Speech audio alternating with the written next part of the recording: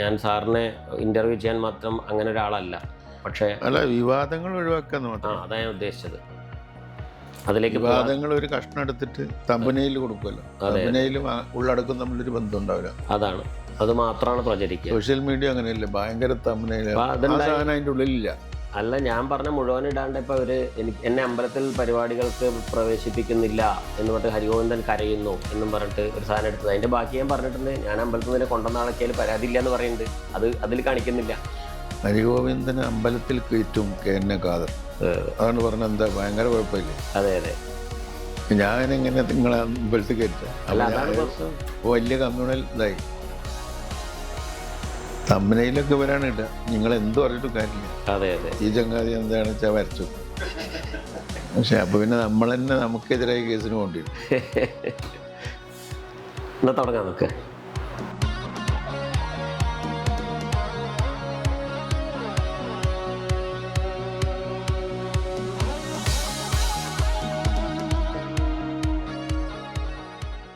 Advocate KN Khader ഒരു CPI കാരനായിരുന്നു. എന്താ പറയുക, 5 തവണ മത്സരിച്ചതിൽ 3 തവണയും വിജയിക്കുകയും MLA ആയി കേരളത്തിൻ്റെ നിയമസഭയിൽ ഇരിക്കുകയും ഒക്കെ ചെയ്തു. പക്ഷെ അതെല്ലാം, ഈ വിജയങ്ങളെല്ലാം വരുന്നത് ഇന്ത്യൻ യൂണിയൻ മുസ്ലിം ലീഗിലേക്ക് വന്നതിന് ശേഷമാണ്. അപ്പം ഞാൻ 12 വർഷം നിരീക്ഷിച്ചതിന് ശേഷം വന്നു എന്ന് പറഞ്ഞതുപോലെ അഡ്വക്കേറ്റ് KN ഖാദറിനെ ഒരു ഇടത് എന്താ പറയുക LDFൽ ഒരു ഘടകകക്ഷിയായിരിക്കുന്ന CPIയിൽ നിന്ന് ഇന്ത്യൻ യൂണിയൻ മുസ്ലിം ലീഗിൽ എത്തിക്കുന്നതിനുള്ള പ്രധാനപ്പെട്ട ചാലക ശക്തി ആന്തരികമായിട്ടോ ബാഹ്യമായിട്ടോ എന്തായിരുന്നു അത്? മതേതരം എന്ന് പറഞ്ഞാൽ മതനിരാസം അല്ല. മതേതരം എന്നുള്ളത് സെക്യുലർ എന്നുള്ള വേർഡ് ഒരു വെസ്റ്റേൺ വേർഡാണ് ശരിക്കും. ആ കൺസെപ്റ്റ് അല്ല ഇന്ത്യൻ സെക്യുലറിസത്തിൻ്റെ കൺസെപ്റ്റ്. ഇവിടെ വിശ്വാസികൾക്കിടയിൽ വിവേചനം ഇല്ല എന്നാണ് ഇവിടുത്തെ മതേതരത്വം. അതായത് മതസ്ഥർക്കിടയിൽ മതപരമായ വിവേചനം സർക്കാരിനുണ്ടാവില്ല. ഒരു പ്രത്യേക മതസ്ഥനായതുകൊണ്ട് ഒന്നും അധികം ലഭിക്കുകയുമില്ല, ഒന്നും നഷ്ടപ്പെടുകയുമില്ല. ഈക്വൽ ആയിരിക്കും ബിഫോർ ലാ, നിയമത്തിന് മുമ്പിൽ തുല്യനായിരിക്കും എന്നാണ് ഭരണഘടന പറയുന്നത്. അപ്പോൾ മതേതരത്വം എന്ന് പറഞ്ഞാൽ അത് മതനിരാസം അല്ല. ഇന്ത്യയിൽ അത് മതാതീതമായിട്ട് നിൽക്കേണ്ടതില്ല എന്നർത്ഥം. അതായത് മതത്തെ ഉപേക്ഷിച്ചിട്ടല്ല ഒരാൾ മതേതരനാവുന്നത്. അയാളുടെ ഭൗതിക ചലനങ്ങളിലും ഭൗതികമായ കാര്യങ്ങളിലൊക്കെ അയാൾ മതേതരനാണ്. അതായത് ഇതിൽ ഹരിഗോവിന്ദൻ മനസ്സിലാക്കേണ്ട ഒരു സംഗതി എന്താണെന്ന് വെച്ചാൽ, ഒരു പഴഞ്ചൊല്ല് പോലെ ആളുകൾ പറയാറുണ്ടായിരുന്നു, ഒരു 17-18 വയസ്സിൽ കമ്മ്യൂണിസ്റ്റ് ആകാത്തവനും 35 വയസ്സിന് ശേഷം കമ്മ്യൂണിസ്റ്റായി തുടരുന്നവനും വിഡ്ഢിയാണെന്ന്. അല്ല, ഒരു സ്വാഭാവികമായിട്ടുള്ളൊരു പ്രവണത. അതെ അതെ. യങ് ആയിരിക്കുമ്പോൾ ഒരു അങ്ങനെ ഉണ്ടല്ലോ. അതെ അതെ. ആ ഒരു തുള്ളിക്കളിക്കുന്ന ഒരു പ്രായത്തിൽ ചിലപ്പോൾ ഒരാൾ കമ്മ്യൂണിസ്റ്റ് ആയി പോയേക്കാം എന്നുള്ളതാണ്. അതെ, അത് കേവലമായ ചോരത്തിളപ്പ് കൊണ്ട് സംഭവിക്കുന്നതാണ്. ചോരത്തിളപ്പ് കൊണ്ടല്ല. അന്ന് അപ്പോൾ ഇവരുടെ മുദ്രാവാക്യങ്ങളൊക്കെ കേട്ട് മനസ്സിലാക്കുമ്പോൾ ലോകം നന്നാവണം, രാജ്യം നന്നാകണം, അമേരിക്ക മോശമാണ്, സാമ്രാജ്യത്വം മോശമാണ്, നാടുവാഴിത്വം, പൈസ ഉണ്ടാവുന്നത് മോശമാണ്, പൈസ ഉണ്ടാവുന്നത് മോശമാണ് എല്ലാം.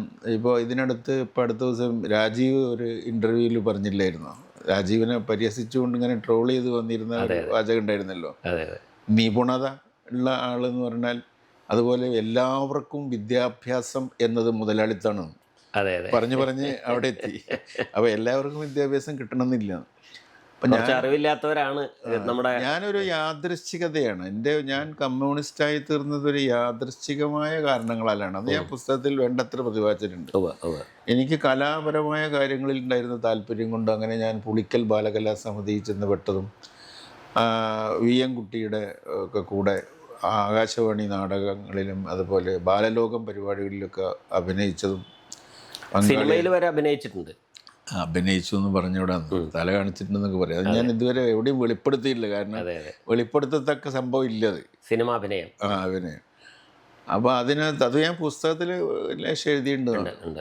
അപ്പോൾ ഇങ്ങനെ അതിൽ വന്ന ഒരു പരിപാടി വസന്തോത്സവം, അതിൻ്റെ രചയിതാവ് ആരാണെന്ന് അന്വേഷിച്ചത് ആളൂർ പ്രഭാകരനാണെന്ന് മനസ്സിലായി. ആ രചയിതാവിനെ എനിക്ക് കാണിച്ചു തന്നത് VM കുട്ടിയാണ്. അങ്ങനെ അദ്ദേഹവുമായിട്ടുള്ള ബന്ധത്തിൽ അദ്ദേഹം ഒരു പത്രപ്രവർത്തകനായിരുന്നു. നിങ്ങളെപ്പോലെ തന്നെ അദ്ദേഹം ഒരു പത്രപ്രവർത്തകനായിരുന്നു, ഒരു കമ്മ്യൂണിസ്റ്റ് പത്രപ്രവർത്തകനായിരുന്നു, ഇടതുപക്ഷക്കാരനായിരുന്നു. അപ്പോൾ അദ്ദേഹവുമായിട്ടുള്ള സഹവാസത്തിലൂടെ ഞാൻ പതുക്കെ പതുക്കെ നാടകം, കല, സംസ്കാരം ആ രംഗത്ത് പ്രവർത്തിച്ചു വരവേ I found myself in the party once. ഒരിക്കൽ ഞാൻ എന്നെ കമ്മ്യൂണിസ്റ്റ് പാർട്ടിയിൽ കണ്ടു എന്നാണ് എനിക്കതിന് പറയാനുള്ളത്. അല്ലാണ്ട് ബോധപൂർവം ശ്രമിച്ചിട്ടൊന്നുമില്ല. എല്ലാ പാർട്ടികളുടെയും പുസ്തകങ്ങളൊക്കെ വായിച്ച് ഏതിൽ ചേരണമെന്ന് ഒരുപാട് ആലോചിച്ചൊരു മനുഷ്യനൊരു ദിവസം രാവിലെ തിരഞ്ഞെടുക്കലല്ല. പലരുടെയും യാദൃശ്ചികതയാണ്, പല കാരണങ്ങളാണ്. അപ്പോൾ ചെറുപ്പകാലത്ത് സ്വാഭാവികമായിട്ടും മനുഷ്യർക്കൊരു ധാർമ്മിക രോഷം, എല്ലാം നന്നാവണം, ലോകം ഇങ്ങനെ ആയാൽ പോരെന്നൊക്കെ തോന്നും. കുറച്ച് കഴിയുമ്പോൾ ലോകം ഇതായാലും മതി എന്ന് വരും. അപ്പോൾ ഞാൻ നല്ല ചെറുപ്പകാലത്ത് പിന്നെ കമ്മ്യൂണിസ്റ്റ് എന്നുള്ളതല്ല, സ്റ്റുഡൻസ് ഫ്രണ്ടിൽ വിദ്യാർത്ഥികളുടെ സമരത്തിലൊക്കെ പങ്കെടുത്ത് കോളേജ് യൂണിയനുകളിൽ മത്സരിച്ച് college union secretary, university union councillor, magazine editor, ഈ പ്രസംഗ മത്സരങ്ങളിൽ എന്നും ഒന്നാമൻ, അങ്ങനെ സർവകലാശാല തലത്തിൽ ഒന്നാമൻ, അങ്ങനെയൊക്കെ വന്ന് എനിക്ക് 10-15 പേര് കൂട്ടുകാരായിട്ട് കൂടെ ഉണ്ടായിരുന്നു. എങ്കിലും നമ്മൾ ജയിക്കുമായിരുന്നു അവിടെ. അത് എൻ്റെ ഈ ചില പ്രത്യേകമായിട്ടുള്ള, ഞാനൊരു സ്വയം ഇത് പറയല്ല, അല്ല, അത് ഞാൻ ശ്രദ്ധിച്ചിട്ടുണ്ട്. നിയമസഭാ പ്രസംഗത്തിനകത്ത് സമയപരിധി എന്താ പറയുക കടക്കുന്ന സമയത്ത് പി ശ്രീരാമകൃഷ്ണൻ വളരെ മനോഹരമായിട്ട് ഇടപെടുന്ന ഒരു വാചകമുണ്ട്. അത് ഞാൻ ആവർത്തിച്ച് കേട്ടിട്ടുള്ളൊരു സംഗതിയാണ്. അതായത് ഒരു 6-7 തവണ ഞാൻ ഒരേ അതായത് അദ്ദേഹം പറയുന്നുണ്ട്, അങ്ങയുടെ പ്രസംഗം എത്ര കേട്ടാലും മടുക്കില്ല, അതുകൊണ്ട് അങ്ങയുടെ പ്രസംഗം നിർത്തണം എന്ന് പറയാൻ എനിക്ക് വിഷമമുണ്ട് എന്ന് പി ശ്രീരാമകൃഷ്ണൻ പറയുന്നുണ്ട്. പി ശ്രീരാമകൃഷ്ണൻ അങ്ങയുടെ പാർട്ടി അനുഭാവി ഒന്നുമല്ല. അത് ഒരു കേരളം അംഗീകരിച്ചിട്ടൊരു യാഥാർത്ഥ്യമാണ്. ഈ മനോഹരമായ പ്രസംഗത്തോടൊപ്പം അങ്ങയെ ഇപ്പം നമ്മൾ പറയും എന്താ പറയുക, ഇരുവഴിയിൽ പെരുവഴി നല്ലു പെരുവഴി പോ ചങ്ങാതി, പുതുവഴി നീ വെട്ടുന്നാകിൽ പലതുണ്ടേ ദുരിതങ്ങൾ, പലതുണ്ടേ ദുരിതങ്ങൾ. അറിയാലോ, മനസ്സിലായി. അതുവഴി സൃഷ്ടിക്കണം എന്നുള്ള ആഗ്രഹം വാസ്തവത്തിൽ അത് എല്ലാവരിലും കാണുമെന്ന് എനിക്ക് തോന്നുന്നു. അത് പിന്നീട് സൊസൈറ്റി പിന്നെ അതങ്ങനെ മുറിച്ചു കളയലാണ്.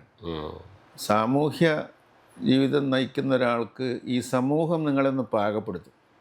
നേരത്തെ പറഞ്ഞ ഇങ്ങനെയൊക്കെ ആയാലും മതി എന്നുള്ള തോന്നലിലൊക്കെ നമ്മൾ ഒതുങ്ങിപ്പോവും. അതായത് സൊസൈറ്റി നിങ്ങളെ പാകപ്പെടുത്തും.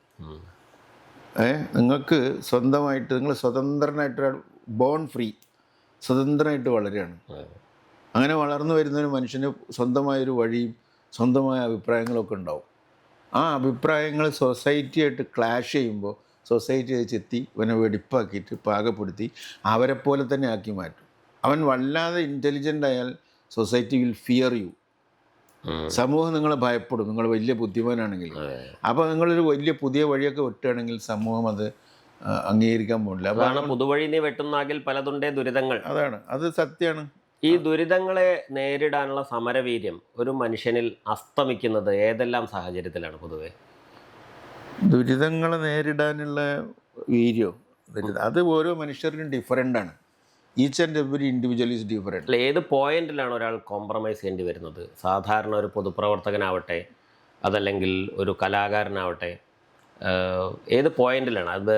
അയാൾ എപ്പോഴും അയാൾ ജീവിക്കുന്ന സമൂഹത്തോടും അയാൾ കുടുംബത്തോടും ഏതെങ്കിലും നഷ്ടങ്ങളാണോ അയാളെ ഭയപ്പെടുത്തുന്നത്? സമരവീര്യം ഒതുങ്ങിക്കൊണ്ട് അത് നഷ്ടങ്ങൾ മാത്രമായിക്കൊള്ളുന്നില്ല. അത് ഈ സമൂഹത്തെ ചോദ്യം ചെയ്ത് മുന്നോട്ട് പോകാൻ എല്ലാവർക്കും എപ്പോഴും സാധിക്കില്ല. അതുകൊണ്ട് വഴങ്ങിക്കൊടുക്കും കുറച്ച് കഴിയുമ്പോൾ. സ്കൂളിൽ പഠിക്കുന്ന കാലത്ത് സ്കൂൾ വിട്, അപ്പോഴേക്കൊന്നും ആയിട്ടുണ്ടാവില്ല. കോളേജ് പഠിക്കുന്ന കാലത്ത് അവിടെ ഉണ്ടാവുക ഫീസ് വർധനവ്, പുസ്തകങ്ങളുടെ വില കൃത്യസമയത്ത് കിട്ടാത്ത പ്രശ്നങ്ങൾ, യാത്ര ചെയ്യാൻ ബസ്സില്ലാത്ത കാര്യങ്ങൾ, അങ്ങനെ ചെറിയ ചെറിയ ഇഷ്യൂസ് കോളേജിൽ. വിദ്യാർത്ഥി പ്രസ്ഥാനം ആ വിദ്യാർത്ഥി പ്രസ്ഥാനമായിട്ട് ഇഷ്യൂസിന് ഒരു കോളേജിലെ വിദ്യാർത്ഥിയായിട്ട് പോകുമ്പോൾ കോളേജിലെ ബൈലോ അനുസരിച്ചൊക്കെ ജീവിക്കാൻ പറ്റുള്ളൂ, അല്ലേ? അപ്പോൾ അമിതമായിട്ടൊന്നും ചെയ്യാൻ പറ്റില്ല. ചില അവകാശങ്ങൾ ഉന്നയിക്കാം, ഫീസ് കുറക്കണമെന്ന് ആവശ്യപ്പെടാം ഗവൺമെൻറ്റിനോട്, സൗകര്യങ്ങൾ വേണമെന്ന് മാനേജ്മെൻറ്റിനോട് ആവശ്യപ്പെടാം. എന്നല്ലാതെ അതിനപ്പുറത്തേക്ക് പോകാൻ പറ്റില്ലല്ലോ. അങ്ങനെ അയാൾ മാത്രം പോയിട്ട് കാര്യമില്ലല്ലോ, അത് നടക്കില്ലല്ലോ.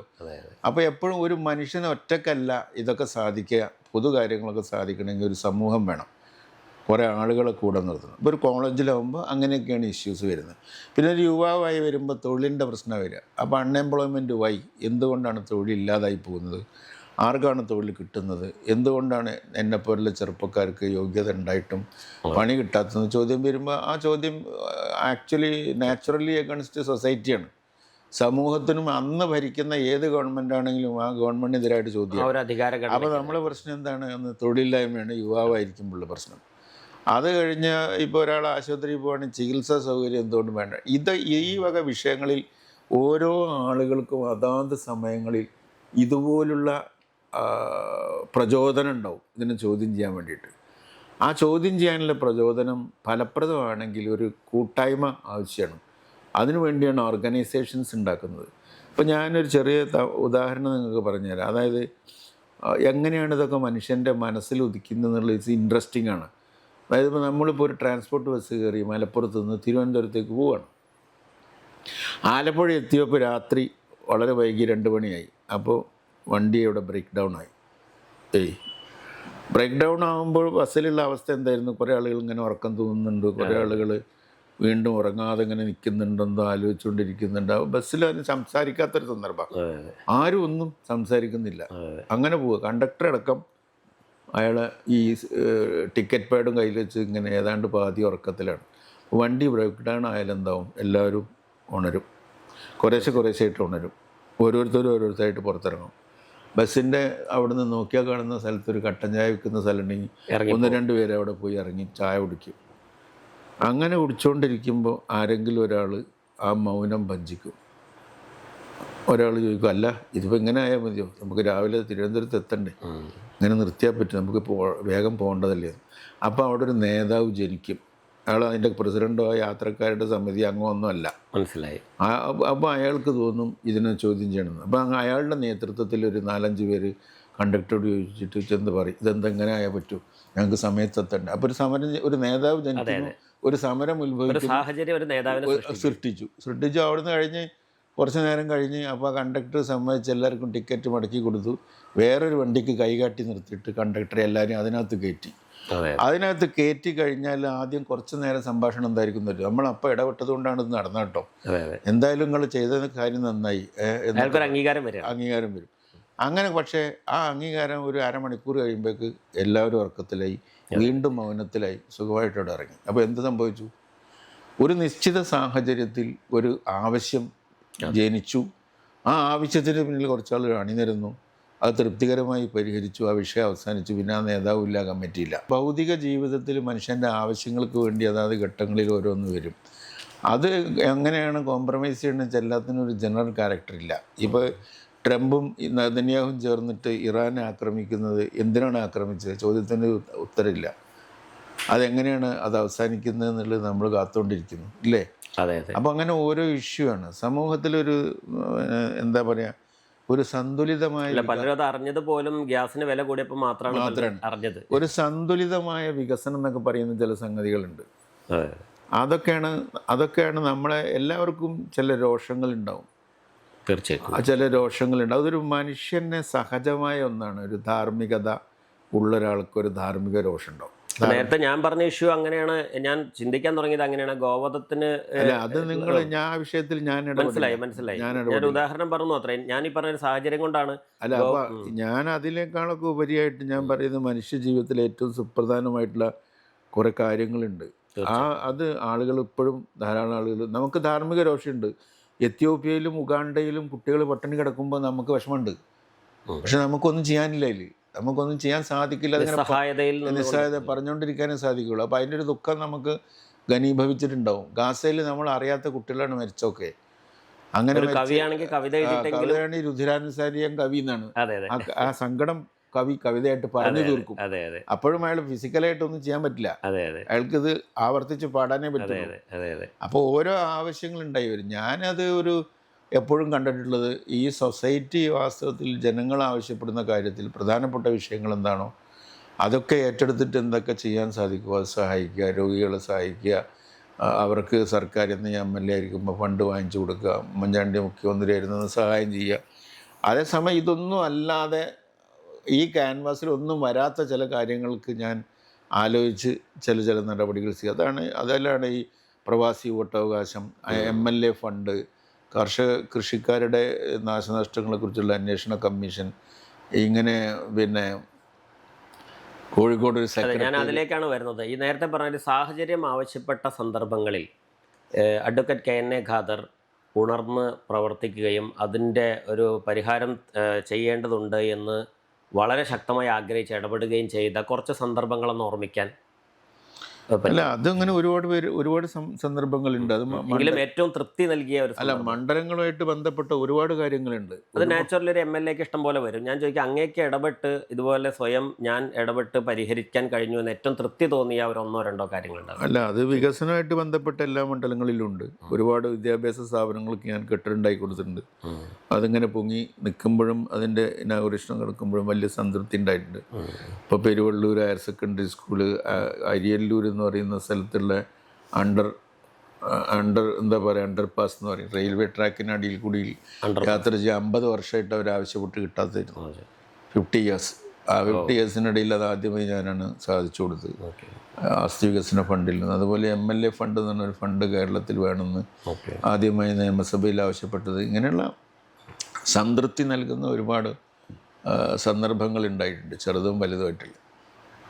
ഇപ്പോൾ ഈ ഇന്ത്യൻ യൂണിയൻ മുസ്ലിം ലീഗിൽ വളരെ സജീവമായി, വളരെ എന്താ പറയുക, ആദരപൂർവമായ അനവധി പദവികൾ അങ്ങേക്ക് വഹിക്കാൻ കഴിഞ്ഞു. അതോടൊപ്പം തന്നെ സർക്കാരിൻ്റെ പല സംവിധാനങ്ങളിലും പ്രത്യേക പദവികൾ വഹിക്കാൻ കഴിഞ്ഞു. വഖഫ് ബോർഡ് അല്ലെങ്കിൽ അങ്ങനത്തെ കുറേ കാര്യങ്ങളൊക്കെ വഹിക്കാൻ കഴിഞ്ഞു. ഇതെല്ലാം വഹിച്ചുകൊണ്ടിരിക്കുമ്പോഴും അഡ്വക്കേറ്റ് KNA ഖാദർ ഏറ്റവും ആസ്വദിക്കുന്നത് എന്തായിരുന്നു? അല്ലെങ്കിൽ ഏറ്റവും ഒരു വ്യക്തി എന്നുള്ള നിലയ്ക്കാണ് ഞാൻ ചോദിക്കുന്നത്, ഏറ്റവും ആസ്വദിച്ചുകൊണ്ട് ചെയ്തുകൊണ്ടിരുന്നത് എന്തായിരുന്നു? അല്ല, അത് ആത്മനിഷ്ഠമായൊരു ചോദ്യമാണ് ഞാൻ ചോദിക്കുന്നത്. അല്ല, എനിക്ക് വായന വലിയ ഇഷ്ടമാണ്. അത് ഞാൻ ആസ്വദിച്ച് ചെയ്യുന്ന ഒരു പ്രവൃത്തിയാണ്. ഒരുപാട് ഉത്തരവാദിത്തങ്ങൾക്കിടയിലും പിന്നെ ആളുകളുടെ ആവശ്യങ്ങൾ നമ്മൾ പരിഹരിച്ചു കൊടുക്കാൻ സാധിക്കാറുണ്ട് എപ്പോഴും ആത്മസംതൃപ്തിയുള്ള കാര്യങ്ങൾ തന്നെയാണല്ലോ. അവർ വന്ന് ആവശ്യപ്പെടുന്ന സംഗതികൾ നമുക്ക് നിറവേറ്റാൻ കഴിഞ്ഞാൽ സന്തോഷമാണ്. അതിപ്പോൾ കോവിഡിൻ്റെ കാലത്ത്, കൊറോണ ഒക്കെ വ്യാപകമായിരുന്ന സന്ദർഭത്തിൽ പല കാരണങ്ങളാൽ പല സ്ഥലങ്ങളിൽ കുടുങ്ങിപ്പോയ കുറേ മനുഷ്യരെ അവിടുന്ന് രക്ഷപ്പെടുത്തി കൊണ്ടുവരാൻ വേണ്ടിയിട്ട് അവർക്ക് പോരാനുള്ള സൗകര്യങ്ങളൊക്കെ ചെയ്തു കൊടുക്കാനൊക്കെ ശ്രമിച്ചിട്ടുണ്ട്. അതൊക്കെ വളരെ സന്തോഷകരമായ കാര്യങ്ങളാണ്. ഇങ്ങനെ ഒരുപാട് സുപ്രധാനമായ വിഷയങ്ങളുണ്ട്. അത് എണ്ണി പറഞ്ഞ ഒരുപാട് സംഗതികളുണ്ട്. അതിൽ ഞാൻ എപ്പോഴും ശ്രദ്ധ കേന്ദ്രീകരിച്ചിട്ടുള്ളത് ഈ സ്കൂൾ എഡ്യൂക്കേഷൻ, വിദ്യാഭ്യാസ സ്ഥാപനങ്ങളിലുള്ള ഫെസിലിറ്റീസ്, പശ്ചാത്തല സൗകര്യങ്ങൾ വർദ്ധിപ്പിക്കുക, ഇൻഫ്രാസ്ട്രക്ചർ ഡെവലപ്മെൻറ്റിന് വേണ്ടി കാര്യമായിട്ട് പലതും നമ്മൾ ചെയ്തിട്ടുണ്ട്. അത് ഞാൻ ഇപ്പോൾ എല്ലാ മണ്ഡലങ്ങളിലും അങ്ങനെയുള്ള ധാരാളം കെട്ടിടങ്ങൾ ഉണ്ടാക്കി കൊടുത്തിട്ടുണ്ട്. അപ്പോൾ അതുപോലെ പാലങ്ങൾ പണിത് കൊടുത്തിട്ടുണ്ട്. എത്രയോ കാലമായി കാത്തിരുന്ന. ഏറ്റവും ഒരു സന്തോഷം തോന്നിയ ഒരു ഘട്ടം എന്ന് പറഞ്ഞാൽ, ഇപ്പോൾ ഒരു ദിവസം പിന്നെ ഒരു തോട്ടിൽ വർഷക്കാലത്ത് മാത്രം നല്ലവണ്ണം വെള്ളം നിറഞ്ഞൊഴുകുന്നൊരു തോടാണ്. അത് പെരുവള്ളൂരിനും പിന്നെ പെരുവള്ളൂർ പഞ്ചായത്തിനും പള്ളിക്കൽ പഞ്ചായത്തിനും ഇടയിലുള്ള പാത്തിക്കുഴി തോട് എന്ന് പറയാം. ആ തോടിൽ ഒരു പെൺകുട്ടി മുങ്ങി മരിച്ചു. കുറച്ച് കുട്ടികൾ സ്കൂൾ വിട്ട് വരുമ്പോൾ അതിന് ചെറിയൊരു ബ്രിഡ്ജ് മാതിരി മരത്തിൻ്റെ ഒരു സാധനം ഉണ്ടായിരുന്നു. അതിൽ നിന്ന് വീണിട്ട് തോട് നിറഞ്ഞിട്ട് 4 കുട്ടികൾ വെള്ളത്തിൽ പോയി. അതിൽ ഒരു കുട്ടി മരിച്ചു, ബാക്കിയുള്ളവർ രക്ഷപ്പെട്ടു. ആ കുട്ടി മരിച്ചിട്ട് അതിൻ്റെ വീട്ടിൽ അവിടെ ഇങ്ങനെ നിൽക്കുമ്പോൾ അതിൻ്റെ ഡെഡ് ബോഡി മുങ്ങിയെടുക്കാൻ വേണ്ടിയിട്ട് ആൾക്കാർ വന്ന് മുങ്ങിക്കൊണ്ടിരിക്കുന്ന സന്ദർഭത്തിൽ ഇങ്ങനെ പലരും ഇങ്ങനെ അഭിപ്രായം പറഞ്ഞ കൂട്ടത്തിൽ എന്നോട് 1-2 പേര് പറഞ്ഞു, നമുക്ക് ഇവിടെ ഒരു പാലുണ്ടായാൽ നല്ലതായിരുന്നു, MLA അതിന് സഹായം ചെയ്യണമെന്നാണ്. അപ്പം ഞാൻ പറഞ്ഞു, ഇവിടെ പാൽ ഞാൻ ഉണ്ടാക്കുന്നതാണ്. വെറുതെയാണ് പറഞ്ഞാണ്, ഇവിടെ പാൽ എന്തായാലും ഉണ്ടാക്കുന്നതാണ്. അത് പിന്നെ എനിക്ക് ആ വാക്ക് പാലിക്കണമല്ലോ. ഞാനതിന് ഈ തോട്ടിലെ പ്രശ്നങ്ങളൊക്കെ തീർന്നതിന് ശേഷം പൊതുമരാമത്ത് വകുപ്പ് മന്ത്രി ഇബ്രാഹിം കുഞ്ഞിനെ കണ്ടു, എൻജിനീയർമാരെ കണ്ടു. അവരൊക്കെ അതിന് സമ്മതിച്ചു. അങ്ങനെ ഇബ്രാഹിം കുഞ്ഞ് സ്ഥലം വന്ന് നോക്കി, എൻജിനീയർമാർ വന്നു കണ്ടു. അവിടെ പാത്തിക്കുഴി പാലം എന്നൊരു പാലം ഉദ്ഘാടനം ചെയ്തു. അത് വളരെ സന്തോഷമുള്ള കാര്യം. അസ്ന ലുലു എന്നായിരുന്നു ആ കുട്ടിയുടെ പേര്. അതുവരെ ഓർമ്മിക്കുന്നു. അതൊക്കെ ഓർമ്മിക്കുന്നുണ്ട്. അപ്പോൾ പാത്തിക്കുഴി പാലം എന്ന് പറയുന്ന പാലും അതിൻ്റെ അപ്രോച്ച് റോഡും അങ്ങനെ ഒരു കുട്ടിയുടെ മരണത്തിൽ നിന്ന് ഉത്ഭവിച്ചതാണ്. ഒരു വെറും വാക്ക് പോലെ പറഞ്ഞത് പൂർത്തീകരിച്ചു കൊടുത്തതിൻ്റെ ഒരു സംതൃപ്തി അതിലുണ്ട്, ആ സംതൃപ്തി ഉണ്ട്. അങ്ങനെയുള്ള ഒരുപാട് വിഷയങ്ങളുണ്ട്. അങ്ങയെ സംബന്ധിച്ച് ഇന്ത്യൻ യൂണിയൻ മുസ്ലിം ലീഗിൽ ആയിരുന്നാലും നിയമസഭയിലായിരുന്നാലും സഹപ്രവർത്തകരുടെ വല്ലാത്തൊരു സ്നേഹം സമ്പാദിച്ച ഒരു മനുഷ്യനാണ് അഡ്വക്കേറ്റ് KNA ഖാദർ എന്നാണ് ഞാൻ അങ്ങയെക്കുറിച്ച് വായിക്കുമ്പോഴും അങ്ങയെക്കുറിച്ച് കേൾക്കുമ്പോഴും ഒക്കെ മനസ്സിലാക്കുന്നത്. എവിടെ ആയിരുന്നാലും ഇത്തരത്തിൽ ആളുകളുടെ ഈ ആകർഷണം സമ്പാദിക്കുന്നതിൽ അങ്ങ് ഉപയോഗിക്കുന്ന മാജിക്ക് എന്താണ് വാസ്തവത്തിൽ? ഇതൊന്നും ആസൂത്രിതമായി ഞാൻ മെനഞ്ഞെടുത്ത മാജിക്കൊന്നുമല്ല. I was born with that magic എന്ന് വേണമെങ്കിൽ പറയാം. അല്ലെങ്കിൽ അത് എൻ്റെ ഒരു എന്തായിരുന്നു അങ്ങയുടെ അല്ല, എൻ്റെ സ്വഭാവ സവിശേഷതകൾ രൂപപ്പെടുത്തിയതിൽ എൻ്റെ വീട്ടുകാർക്ക് പങ്കുണ്ടാവുമല്ലോ, എൻ്റെ കൂട്ടുകാർക്കും പങ്കുണ്ടാവും. അപ്പോൾ എനിക്ക് പ്രധാനമായിട്ടും എൻ്റെ പിതാവ്, എൻ്റെ മാതാവ്, എൻ്റെ കുടുംബം, എൻ്റെ അയൽപ്പക്കക്കാർ, എൻ്റെ വീട്ടുകാർ മാത്രമല്ല, എൻ്റെ വീട്ടുകാർ പറഞ്ഞാൽ എൻ്റെ അയൽപ്പക്കക്കാർ വരും, ഞാൻ ഇടപഴകുന്ന എല്ലാവരും വരും.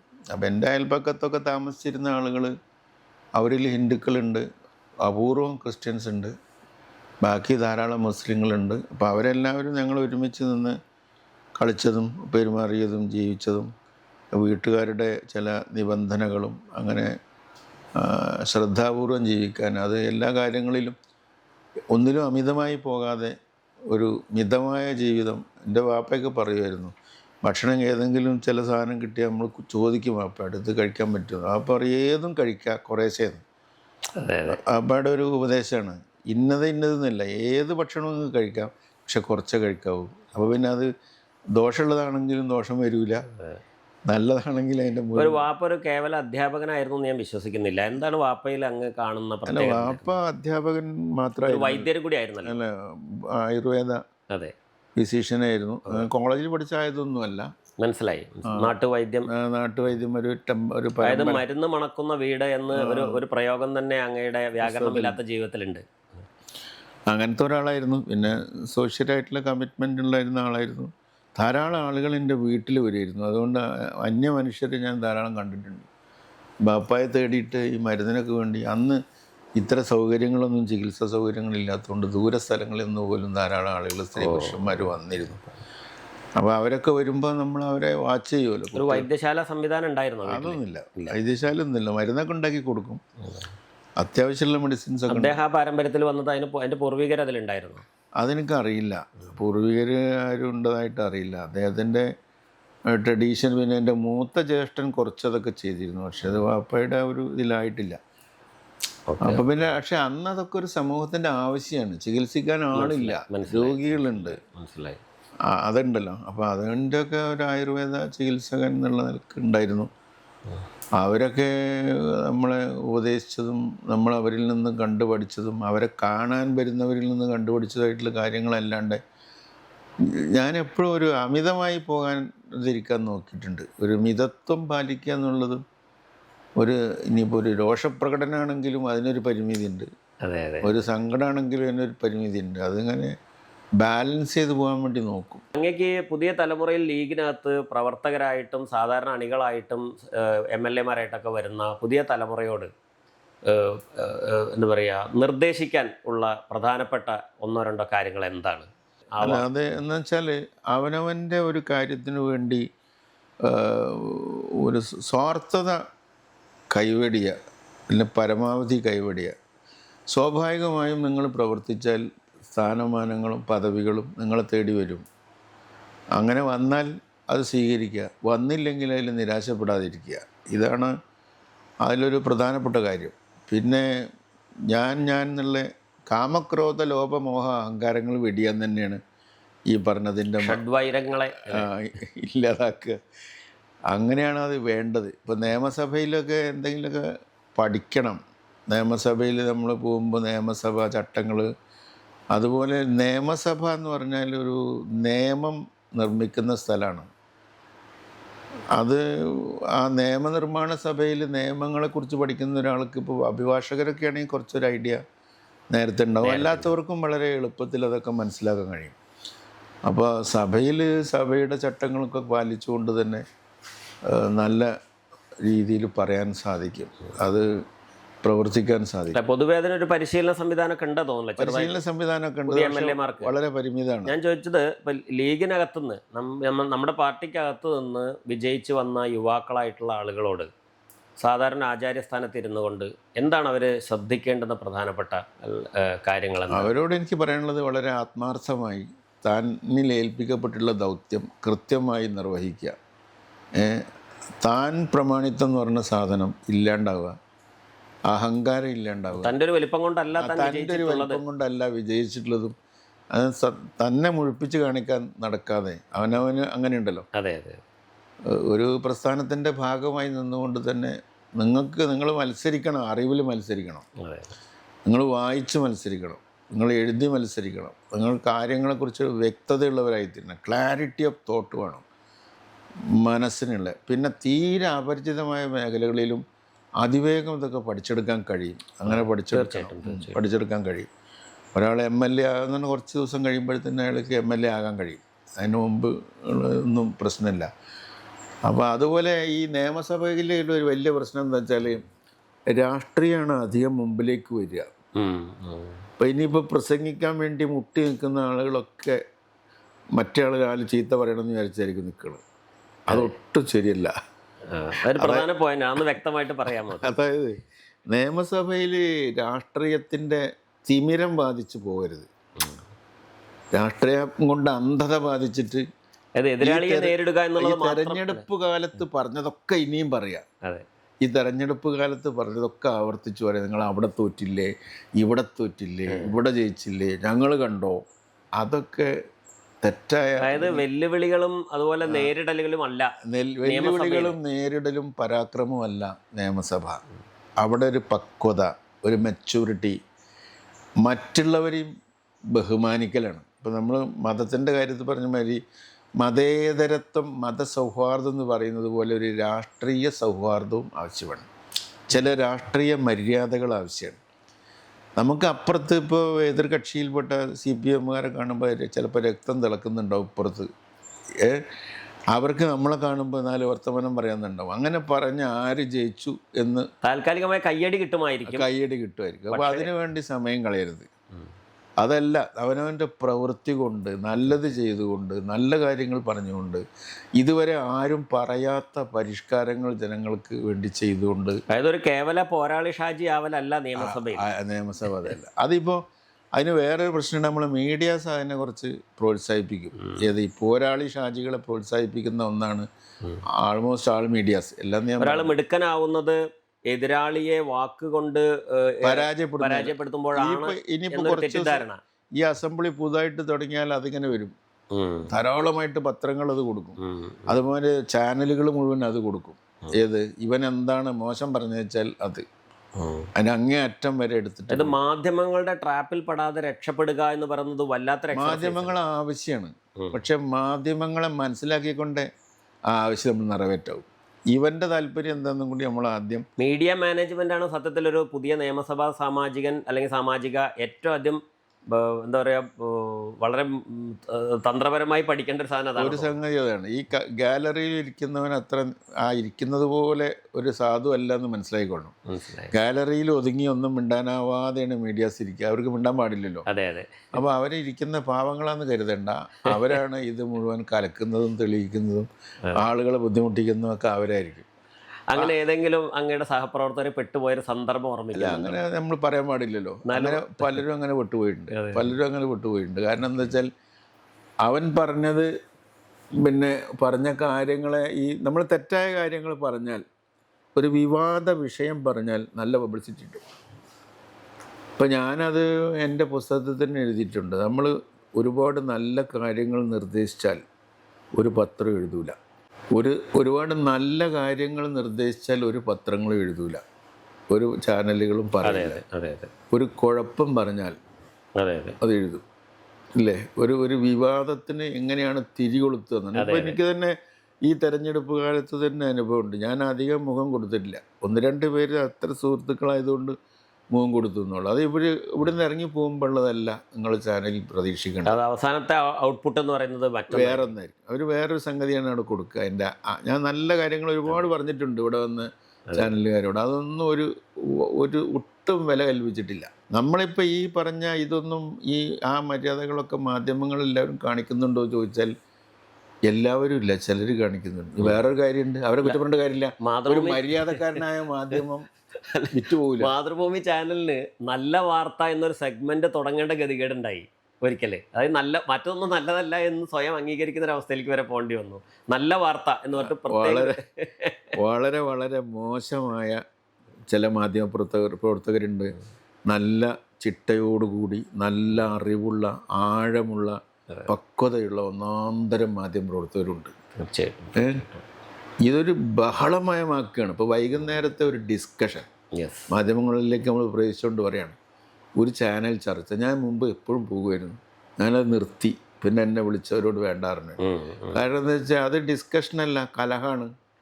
അതിൽ നിന്നൊരു വെളിച്ചം കിട്ടാനില്ല. അതായത് സ്വാമി വിവേകാനന്ദനാണ് തോന്നുന്നു പറഞ്ഞിട്ടുള്ളൊരു വാചകമുണ്ട്, ഒരു രണ്ടു പേർ തമ്മിലുള്ള വിഷയ ചർച്ച തർക്കമായി തുടങ്ങിയെന്ന് കണ്ടാൽ നമ്മളൊരാൾ മിണ്ടാതെ മാറിപ്പോണമെന്ന് പറയുന്നുണ്ട്. സംവാദത്തിൽ നിന്ന് തർക്കത്തിലേക്ക് മാറുമ്പോൾ അങ്ങനെയുള്ള തർക്കങ്ങൾ ഇപ്പോൾ ചില സംവാദങ്ങളെക്കാൾ തർക്കങ്ങളാണ് ആൾക്കാർക്ക് താല്പര്യം. അതായത് ഇപ്പോൾ നമ്മളെ വിളിച്ചു വരുത്തുന്നത് ഒരു മാധ്യമത്തിൻ്റെ ഒരു അവതാരകനോ എന്താണ് ഒരു ആങ്കർ ഉണ്ടാവും. ഈ ആങ്കർ പിന്നെ കുറച്ച് കഴിയുമ്പോൾ ഇതിൻ്റെ ഇതിൽ കക്ഷി ചേർന്നിട്ട് അയാളും കൂടി കിടന്ന് തല്ലിയാണ്. അതതിൻ്റെ പ്രശ്നം. പക്ഷം ചേരുകയാണ്. അതിൽ പക്ഷം ചേരുക അല്ലെങ്കിൽ എല്ലാ പക്ഷത്തും കൂടി ചേരുക, ആകെ കലക്ക് എന്തെങ്കിലും ചെയ്യും. അതൊരു ഡിസ്കഷനല്ല.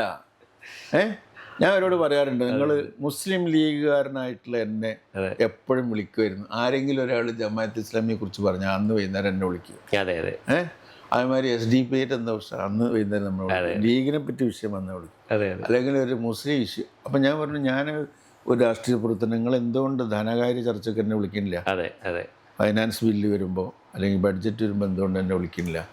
അതായത് ഇന്ത്യയും വേറൊരു രാജ്യമായിട്ട്. അല്ല, എന്നെ ഇപ്പോൾ അടുത്തൊരു ദിവസം ഒരു ചാനലുകാർ വിളിച്ചത് വെടിക്കെട്ടിനെ കുറിച്ചുള്ള അഭിപ്രായം പറയാം. ഞാൻ സത്യത്തിൽ സംഗീതത്തിന്റെ ആളാണ്, ഞാൻ സ്ഫോടനത്തിനെതിരാണ്. പക്ഷേ എന്നെ അഭിപ്രായം പറയാൻ വിളിച്ചത് വെടിക്കെട്ട് അപകടത്തിനെ കുറിച്ച്. അല്ലാതെ അവർ കണ്ടുവച്ചിട്ടുണ്ട് ഇന്നതിനെ പറ്റി ഇന്ന ആളാ നല്ലത്. ഞാൻ ഒട്ടും നല്ല ആളല്ല ആ കാര്യത്തിൽ. ഞാൻ ഈ ഇങ്ങനെയുള്ള കാര്യങ്ങളൊക്കെ പൊതുവായിട്ടുള്ള വിഷയങ്ങളല്ലേ പോളിറ്റിക്സിൽ വരുള്ളൂ. അതെ, പൊതുവായിട്ടുള്ള വിഷയങ്ങൾ, അതിൽ സാമ്പത്തിക കാര്യങ്ങൾ വരും, അതിൽ വികസന കാര്യങ്ങൾ വരും. അത്തരം കാര്യങ്ങളെ കുറിച്ച് ഡിസ്കഷൻ തന്നെ ഇപ്പോൾ ആ ഒരു സന്ദർഭത്തോട് ചേർന്നിട്ട് ഞാൻ ഒരു കാര്യം ചെയ്യട്ടെ. ഇപ്പോൾ ഇലക്ഷൻ്റെ റിസൾട്ട് വന്ന് വളരെ പാർട്ടിയാണെങ്കിലും UDF സംവിധാനമാണെങ്കിലും കേരളം ഒന്നാകെ ഒരു പുതിയ എന്താ പറയുക, ഒരു പുതിയ ശരീരം, ഒരു കൂടുമാറ്റം നടത്തിക്കൊണ്ടിരിക്കുന്ന ഒരു സന്ദർഭമാണ് എല്ലാ അർത്ഥത്തിലും. അതായത് പണ്ട് LDFന് വേണ്ടി വാദിച്ചിരുന്ന ആളുകൾ പതുക്കെ UDFിലേക്ക് ചേക്കാറാൻ വരെ ആഗ്രഹിക്കുന്ന തരത്തിൽ ഉള്ളൊരു റിസൾട്ടാണ് വന്നിട്ടുള്ളത്. ഈ റിസൾട്ടിനെ വളരെ ഒരു രാഷ്ട്രീയ ആചാര്യൻ എന്നുള്ള നിലയ്ക്ക് ഈ ഫലത്തെ അങ്ങ് എങ്ങനെയാണ് നോക്കിക്കാണുന്നത്, ഇപ്പോഴത്തെ ഇലക്ഷൻ ഫലത്തെ? അല്ല, ഇപ്പോഴത്തെ ഇലക്ഷൻ ഫലം എന്ന് പറഞ്ഞാൽ വളരെ പിന്നെ UDFന് അനുകൂലമായിട്ടുള്ള ഇലക്ഷൻ ഫലമാണ്. പക്ഷെ അതങ്ങനെ വരാൻ കാരണം പ്രധാനമായിട്ടും കഴിഞ്ഞ കാലത്തെ 10 വർഷത്തെ ഭരണത്തിൻ്റെ ദോഷങ്ങളും ജനങ്ങൾ അതിൽ സഹി കണ്ടിട്ട്. വെറും ഒരു ആന്റി ഇൻകംബൻസി എന്ന് പറയുന്നത് അത് മാത്രം അല്ല, അത് മാത്രമല്ല. ആന്റി ഇൻകംബൻസി മാത്രമല്ല, ഇവരെ കൊണ്ട് അത് ഇവരെ ഫെഡപ്പായ ആളുകൾക്ക് ഇവരിൽ നിന്ന് ഇനി ഇവരെ തിരുത്താനും കഴിയില്ല, നന്നാക്കാനും കഴിയില്ല എന്നുള്ളൊരു തോന്നൽ ആളുകൾക്ക് ഉണ്ടായതിനെ LDF സംവിധാനത്തിന്. അത് പിന്നെ അതിൽ കുറച്ച് ഏകാധിപത്യ സ്വഭാവങ്ങളുണ്ട്, അഹന്തയുണ്ട്, ധാർഷ്ട്യമുണ്ട്, അഹങ്കാരമുണ്ട്, സ്വഭാവ സവിശേഷതകളുണ്ട്, പെരുമാറ്റ ദൂഷ്യമുണ്ട്, അഴിമതിയുണ്ട്, കൊള്ളയുണ്ട്. ഇങ്ങനെയുള്ള എല്ലാ ദോഷങ്ങളും ഒന്നു ചേർന്ന ഒരു സന്ദർഭം വന്ന് ഇനി ഗതിയില്ല, അതുകൊണ്ട് ഇപ്പുറത്ത് കൊടുക്കാൻ തീരുമാനിച്ചു. അപ്പോൾ ഈ UDF ഏത് നിലപാടെടുക്കണം? ഇത് ഈ ഉണ്ടായതൊന്നും ആവർത്തിക്കരുത്. അതുപോലെ ശ്രദ്ധിക്കേണ്ട ഒരു കാര്യം എന്താ വെച്ചാൽ, ഈ എക്സിക്യൂട്ടീവും ലെജിസ്ലേച്ചറും കൂടി ചേർന്നതാണല്ലോ, ജുഡീഷ്യറിയും ചേർന്നതാണല്ലോ ഭരണം എന്ന് പറയുന്നത്. ഈ എക്സിക്യൂട്ടീവായിട്ട് നിന്ന ഉദ്യോഗസ്ഥന്മാർ, പോലീസിലും അല്ല IAS ഓഫീസർമാർ, IPS ഓഫീസർമാർ, മറ്റു ഉന്നത ഉദ്യോഗസ്ഥർ, ഇവരെല്ലാം പരമാവധി ഇടതുപക്ഷ ജനാധിപത്യ മുന്നണിയെ തൃപ്തിപ്പെടുത്താൻ വേണ്ടി, അന്നത്തെ ഭരണാധികാരികളെ സന്തോഷിപ്പിക്കാൻ വേണ്ടി വളരെ അന്യായങ്ങൾ ചെയ്ത ധാരാളം ആൾക്കാരുണ്ട്. പ്രത്യക്ഷത്തിലും പരോക്ഷമായും അന്യായങ്ങൾ ചെയ്തിട്ടുള്ള ധാരാളം ആളുകളുണ്ടാവും. അപ്പോൾ ആ അന്യായങ്ങളും ഒക്കെ അതാത് കാലത്ത് പ്രതിപക്ഷ നിലയിൽ നമ്മളൊക്കെ വിളിച്ചു പറഞ്ഞിട്ടുണ്ട്. ഇനി ഈ ഗവൺമെൻറ് വരുമ്പോൾ അതേ ഉദ്യോഗസ്ഥന്മാരെ അതേ ലാവണങ്ങളിൽ ഇരുത്തിയോ പ്രമോഷൻ നൽകിയോ മുന്നോട്ട് കൊണ്ടുപോകാതിരിക്കലാണ് ബുദ്ധി എന്നാണ്. ഇത് വളരെ പ്രധാനപ്പെട്ട ഒരു പോയിന്റാണ് അങ്ങ് പറയുന്നത്. നമ്മളെ UDF എന്ന് പറയുന്നത് അത് ഇനി നിങ്ങൾ കൊടുത്താലും കൊടുത്തിനും എനിക്കൊന്നുമില്ല. ഐക്യജനാധിപത്യ മുന്നണി കുറേ അധികം സന്മനസ്സും കുറേ അധികം ഓവർ മര്യാദയും ഒക്കെയുള്ള ഒരു നല്ല പക്വതയൊക്കെ ഉള്ള ഒരു സംവിധാനമാണ്. അപ്പോൾ അവർക്ക് അത് VD സതീശൻ തന്നെ ഇതിന് ശേഷം അവർക്ക് വേഗം- പറയുന്നുണ്ട്, അവർക്ക് ഞങ്ങൾ വേഗം പൊതുവെ UDF എന്ന് പറയുന്നത് പൊതുവെ ഞങ്ങൾ എന്ത് ദ്രോഹം വന്നാലും സഹിച്ചും പുറത്തും ക്ഷമിച്ചും പോകുന്ന ഒരു കാലത്തായിരുന്നു കഴിഞ്ഞു പോയത്. എല്ലാ കാലത്തും അങ്ങനെ ആയിരുന്നു. എന്നാൽ ഞങ്ങൾ ചില കാര്യങ്ങളിലൊക്കെ കണക്ക് ചോദിക്കും എന്ന് ഇലക്ഷന്റെ വിജയത്തിന് ശേഷം അദ്ദേഹം അത് പറയുന്നുണ്ട്. ആ അർത്ഥത്തിൽ ഞാൻ പറയുന്നില്ല. കണക്ക് ചോദിക്കുക എന്നുള്ള പ്രയോഗത്തിനോട് എനിക്ക് യോജിപ്പില്ല.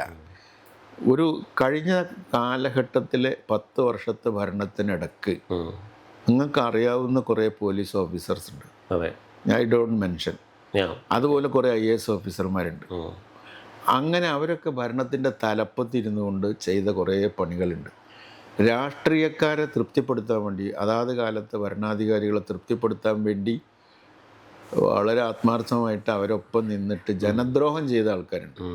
അവരെ അതാത് ലാവണങ്ങളിൽ ഇരുത്തി അല്ലെങ്കിൽ പ്രൊമോട്ട് ചെയ്ത് കൂടെ കൊണ്ട് നടത്തുക, അവരോട് പൊറുക്കുക, അവരെ കാണുമ്പോൾ കണ്ണീര് വരിക, അവരോട് സഹതാപം തോന്നുക, അത് ചെയ്യുക എന്നുള്ളൊരു സ്വഭാവം പൊതുവെ UDF കാണാറുണ്ട്. അത് അത്ര വേണ്ടെന്നാണ് എൻ്റെ അഭിപ്രായം. ചായ കൊണ്ടുവരുന്നുണ്ട് തോന്നുന്നു.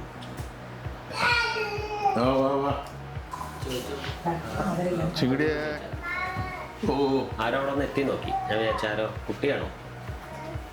കുട്ടി ഇങ്ങനെ വന്നാലിതല്ല. കോഫി വിത്താരെന്ന് പറയണ മാതിരി.